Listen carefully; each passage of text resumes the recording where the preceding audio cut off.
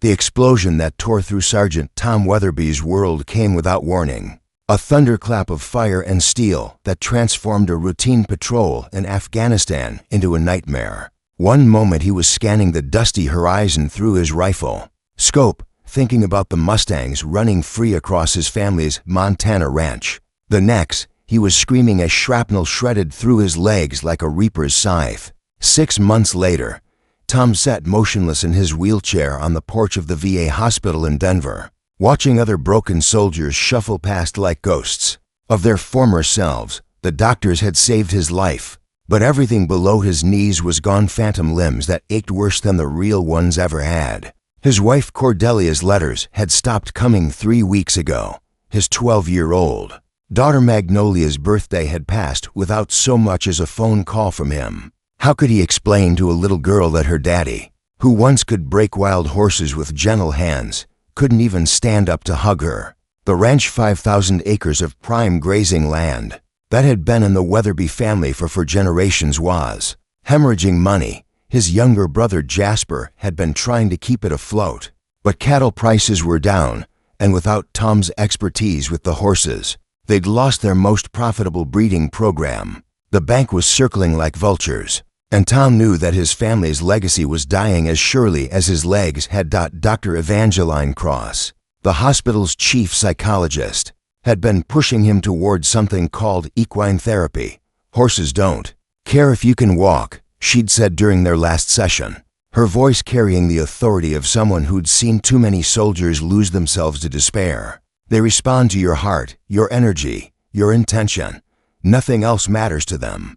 Tom had laughed bitterly. Lady, I used to train quarter horses for cutting competitions. I know what horses need, and it ain't a broken-down cripple who can't even get out of bed without help. But as the Denver skyline faded into purple twilight, Tom found himself thinking about Keeper, the wild stallion he'd been tracking before his deployment. The horse had appeared on their property like a ghost, leading a small band of mares through the high country.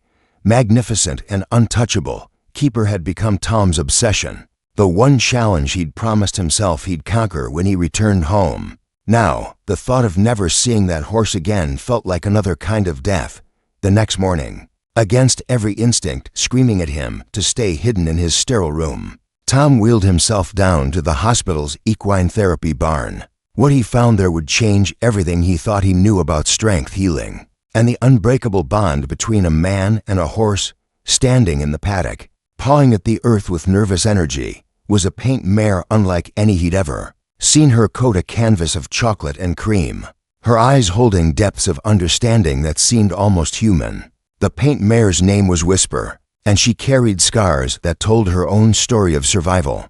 Dr. Cross explained that the horse had been rescued from a neglect situation, starved, beaten, and so traumatized that she'd spent months refusing to let any human near her. Like Tom, she was learning to trust again, one careful step at a time. She came to us broken, Dr. Cross said as they watched Wistba pace the fence line. But horses have something we humans often forget: they live entirely in the present moment.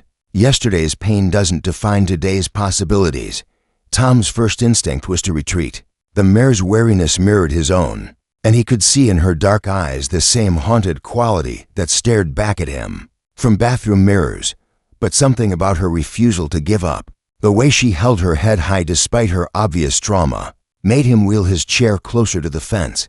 The therapy sessions began simply. Tom would sit by the paddock for an hour each day, saying nothing, making no demands. Wistba would acknowledge his presence with a flick of her ears, but maintain her distance. It was a dance of damaged souls, each testing the other's intentions. Gradually, Tom began talking to her, not the baby talk most people used with animals, but the low, respectful conversation he'd always shared with his horses back home. He told her about the ranch, about the way morning mist rolled through the valleys, about the sound of cattle lowing in the distance. He described the wild mustangs that roamed their high pastures, and how Keeper's herd moved like liquid across the landscape. After 2 weeks, Wistba approached the fence while he was talking. She didn't come close enough to touch, but her presence felt like a victory larger than any medal he'd earned in combat. The breakthrough came on a rainy Thursday afternoon. Tom had wheeled himself to the barn early, seeking refuge from a thunderstorm that had triggered his PTSD. He was hunched over in his chair, hands shaking from memories of explosions. When he felt warm breath on his neck, Whisper had somehow escaped her stall and found him in his moment of vulnerability. Without thinking, Tom reached up and touched her muzzle.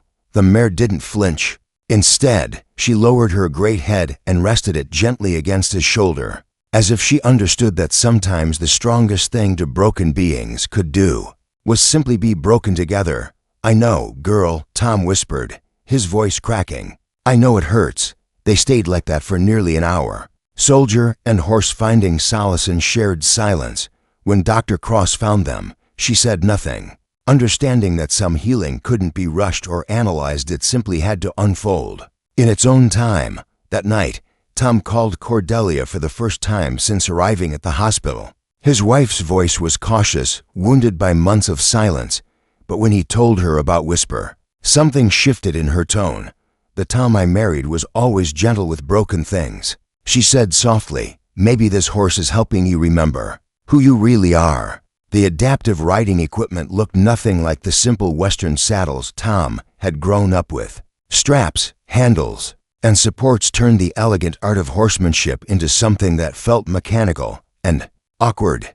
But Whisper seemed to understand the importance of what they were attempting. She stood statue still as the therapists helped transfer Tom from his wheelchair to her back, her muscles tense with concentration rather than fear. The first time Tom felt a horse's movement beneath him again, tears streamed down his weathered face. It wasn't the fluid partnership he'd known before. His balance was precarious, his seat uncertain, but it was riding. The rhythmic motion of Whisper's walk unlocked something in his chest that had been frozen since the explosion. Dr. Cross worked with them 3 times a week, gradually building Tom's confidence and core strength. Whisper proved to be an exceptional therapy horse, seeming to sense when Tom was struggling and adjusting her gait accordingly. She never spooked, never tested his limits, but carried herself with a dignity that reminded Tom why he'd fallen in love with horses in the first place. As weeks turned into months, their partnership deepened. Tom learned to guide Whisper using weight shifts and subtle rein cues, developing a communication system that relied more on trust than technique. The mare responded to his slightest intention, as if she could read his thoughts through the connection of their bodies.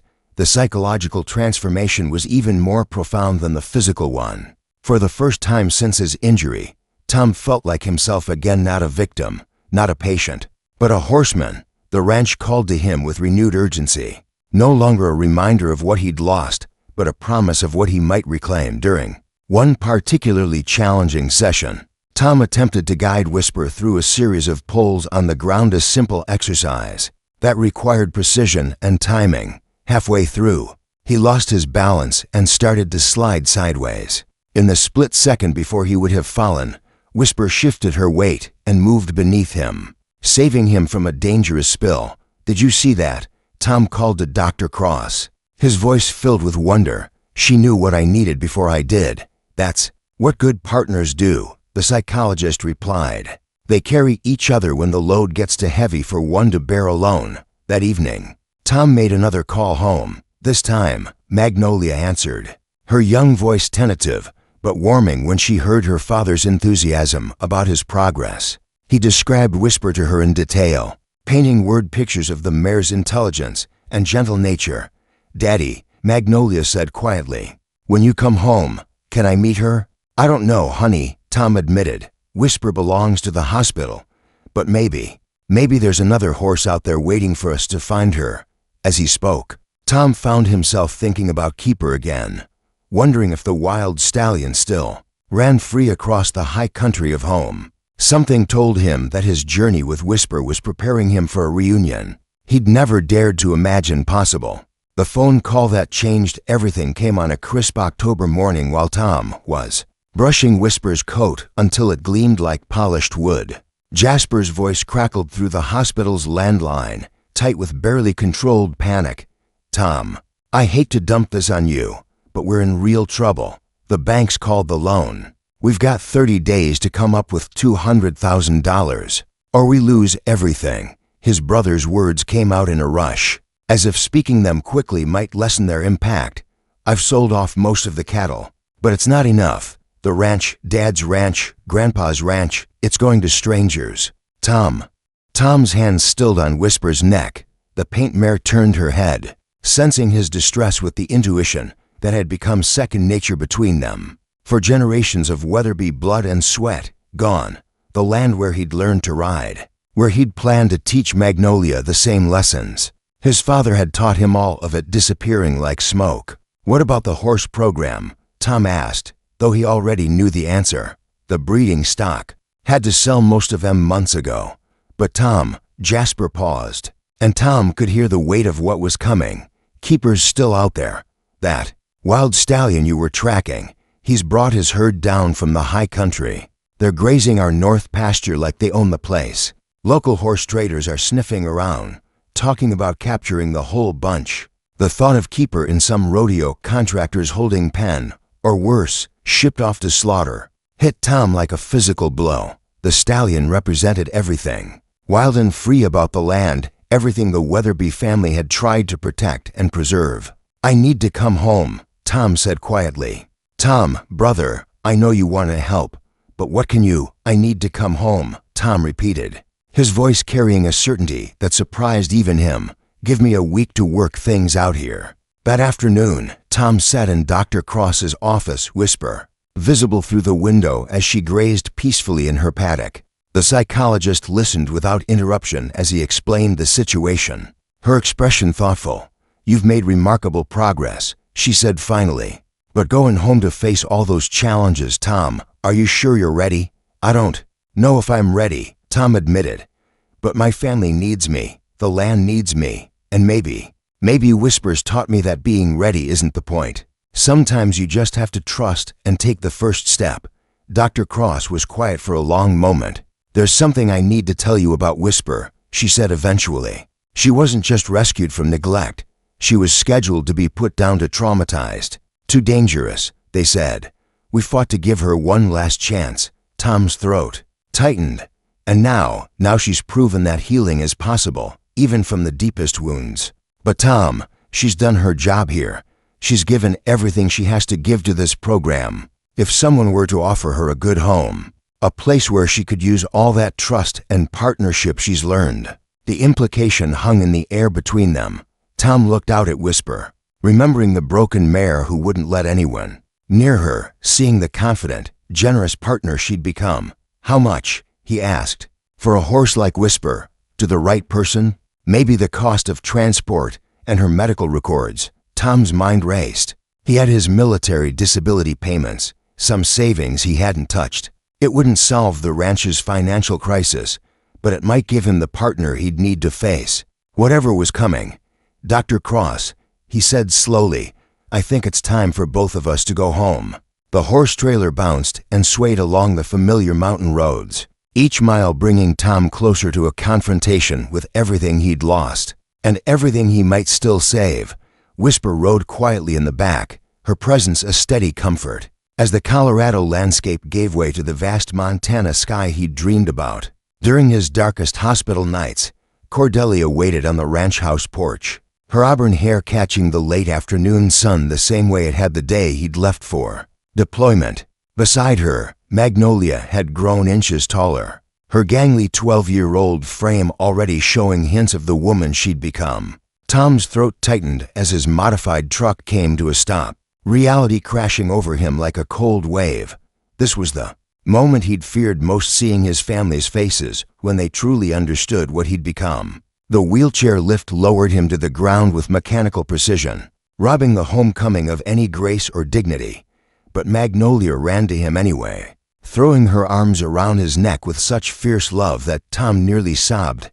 Daddy's home, she whispered against his ear. Daddy's really home.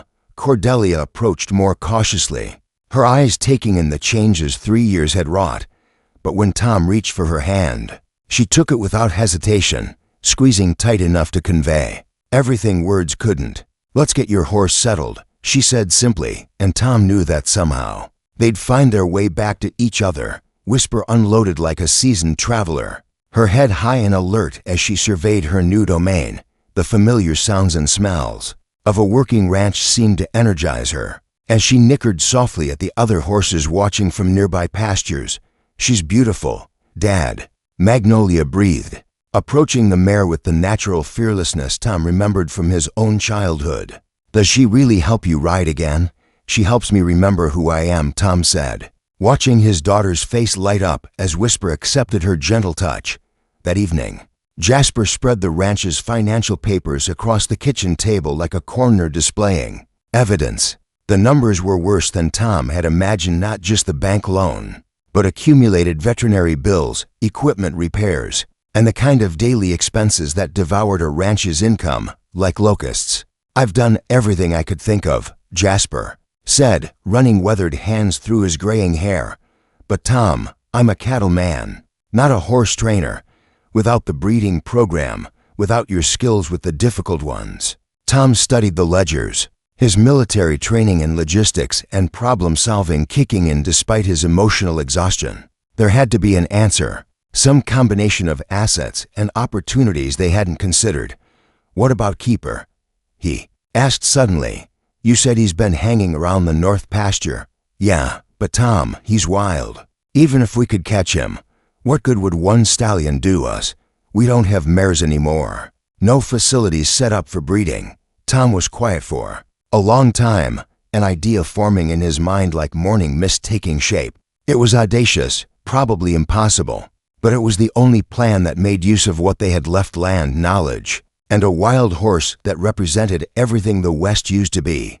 "Jasper," he said slowly, "what if we didn't try to catch Keeper? What if we built something around him instead?" Tom's proposal was so unconventional that even he questioned his sanity. As he outlined it to his family the next morning, instead of traditional horse breeding or cattle ranching, he envisioned something entirely different: a therapeutic riding program that would use Keeper's wild herd as the foundation for healing wounded souls. "Think about it," Tom said, wheeling his chair to the kitchen window that overlooked the north pasture. "We've got everything those big city therapy programs don't have: wide open spaces, a wild horse herd that chooses to be here, and the kind of authentic Western experience that people are desperate to find." Cordelia poured coffee with the automatic movements of someone buying time to think. "Tom, that sounds wonderful in theory, but how do we make money from it? The bank doesn't care about good intentions. We charge premium prices for something nobody else can offer," Tom explained, his excitement building as the plan crystallized. "Corporate retreats for executives dealing with burnout, veterans like me who need to reconnect with their strength, troubled kids who've never seen anything bigger than a city block. We're not just offering therapy, we're offering transformation." Magnolia looked up from her cereal, eyes bright with curiosity. "But Dad, how would it work with Keeper being wild? He won't even let people get close." Tom smiled at his daughter's practical question. "That's exactly the point, honey. Keeper will teach people that respect has to be earned, that real partnership can't be forced. We won't break him, we'll learn his language, meet him on his terms." The financial reality was daunting. Even if the concept worked, they'd need insurance, certifications, facilities that met state requirements for therapeutic programs. Tom's disability payments and Wistba's presence would give them a foundation, but they'd need serious investment capital to make it viable. That afternoon, Tom rode Wistba across the north pasture for the first time, approaching the area where Keeper's herd had been seen, the familiar sensation of Montana wind on his face. The vast sky stretching endlessly above filled him with a peace he'd almost forgotten existed. They found the wild horses near a creek that wound through ancient cottonwoods. Keeper stood apart from his mares, a magnificent bay stallion with a black mane that flowed like water in the breeze. When he spotted Tom and Wistba, he raised his head in alert curiosity rather than alarm. "Easy, boy," Tom murmured, bringing Wistba to a halt 50 yards away. "We're not here to take anything from you. We're here to learn." For nearly an hour, Tom simply observed the herd's natural behavior, the way Keeper positioned himself to watch for danger, how the mares interacted with their foals, the complex social dynamics that most people never had the patience to understand. This was what city-dwelling clients would pay premium prices to experience. Authentic connection with something wild and free. As if testing Tom's intentions, Keeper began moving closer. His powerful body radiating controlled strength. Tom held perfectly still, letting the stallion make all the decisions. When Keeper came within 20 feet and stopped, Tom knew he'd passed some crucial test. That evening, Tom called Dr. Cross in Denver, outlining his vision for the therapeutic ranch. Her response surprised him with its enthusiasm. "Tom, there's a waiting list a mile long for programs like what you're describing," she said. "The combination of traditional therapy horses and wild herd observation, it's revolutionary. I could help you with this certification process, maybe even refer clients once you're operational. But the startup costs, have you considered crowdfunding or approaching therapeutic writing organizations for grants? Tom, what you went through, what you've overcome, that's a story people want to support." As Tom hung up the phone, he felt something he hadn't experienced in years, genuine hope. The path ahead was uncertain, fraught with challenges he couldn't yet imagine. But for the first time since the explosion that changed his life, he wasn't running from his future, he was riding toward it. 6 months later, Tom sat astride Wistba in the early morning light, watching as their first group of clients approached. Keepers heard with reverent silence. The Wild Heart Ranch therapeutic program had exceeded every expectation, drawing veterans, executives, and troubled youth from across the country to experience something no other facility could offer. The transformation hadn't been easy. There had been endless paperwork, inspections, and skeptical officials who questioned the wisdom of incorporating wild horses into a therapy program. But Tom's military precision, combined with Dr. Cross's professional expertise and an unexpected grant from a Veterans Foundation, had turned the impossible dream into reality. Keeper had proven to be the program's greatest asset. The stallion seemed to understand his role, allowing carefully supervised groups to observe his herd while maintaining his wild dignity. Clients learned patience, respect, and the profound lesson that some of life's most meaningful relationships couldn't be rushed or forced. The financial turnaround had been dramatic. Premium pricing for their unique program, combined with grants and donations, had not only saved the ranch but positioned it for expansion. The bank loan was paid in full, and Tom had hired 2 additional therapists to meet growing demand. But the real success was measured in smaller victories. The corporate executive who found his confidence again after watching Keeper lead his herd through a thunderstorm. The teenage girl from Detroit who discovered her own strength while earning the trust of a wild mare. The veteran who stopped having nightmares after spending a week learning to communicate with horses, who understood trauma without needing explanations. "Dad, look." Magnolia called from the arena, where she was working with a young paint colt they'd purchased as Wistba's eventual successor. At 13, she had inherited Tom's natural way with horses, but more importantly, she'd absorbed his hard-won wisdom about patience and respect. Cordelia approached on her own horse, a gentle gelding they'd rescued from the same situation that had produced Wistba. Their marriage had found new strength through shared purpose, the ranch becoming not just their home, but their ministry to healing souls. "The morning group is ready," she called softly, gesturing toward the clients gathered near the fence. Tom recognized the mix of anticipation and skepticism in their faces, the same expression he'd worn that first day at the VA hospital when Dr. Cross had suggested equine therapy. As Tom guided Wistba toward the group, he caught sight of Keeper watching from a distant ridge. The stallion had chosen to stay, bringing his herd back to the ranch each season like clockwork. In Keeper's wild freedom, Tom had found his own, not the physical freedom he'd lost in Afghanistan, but something deeper and more enduring. "Welcome to Wild Heart Ranch," Tom began, his voice carrying across the Montana morning. "Today, you're going to meet some horses who'll teach you that being broken doesn't mean being defeated. They'll show you that healing isn't about going back to who you were, it's about discovering who you're meant to become." As Keeper's distant whinny echoed across the valley, Tom smiled and patted Wistba's neck. He was home not just geographically, but in every sense that mattered. The war had taken his legs, But it had also led him to understand that true strength wasn't about what a man could conquer, but about what he could nurture, protect, and help heal. The ranch would endure not just as a business, but as a sanctuary where broken souls could learn to trust again. And at the heart of it all, a wild stallion ran free, carrying the dreams of everyone who believed that some things were too precious to tame, too important to lose, and too powerful to be contained by any fence. Tom Weatherby had come home at last, carried not just by a horse, but by the unbreakable bond between wounded spirits who chose to heal together.